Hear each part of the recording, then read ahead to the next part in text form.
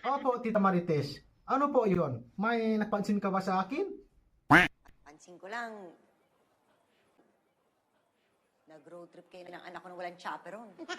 Pagdating dito, magkasama pa rin kayo.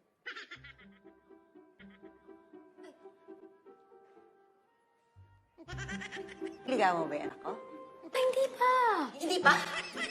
Hindi po. Hindi pa o hindi po? Hindi po. Ma, FYI lang ha. FI.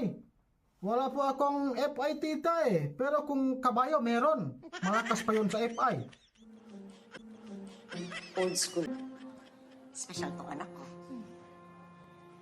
Iniingatan ko bataan. Ma. Kaya kung maliligaw, sa bahay lang. Okay po, tita. Pero sa totoo lang, gusto ko sana i-date itong maganda niyong anak. Tapos kung magde-date, ihahatid sa bahay ang anak ko. Ihatid ko sa bahay niyo. Alangan ba naman dalhin ko siya sa bahay namin eh wala kaming bigas papakain sa kanya? Pero baka sakaling sinagot ako ni Catherine, wag ho kayong mag-alala. Ipapakain ko po siya ng tamang pagkain. Marami pong manok yung kapitbahay namin. Nanakawin ko po gabi-gabi. Very good, Kuya. Very good. Parang may naamoy ako hindi maganda.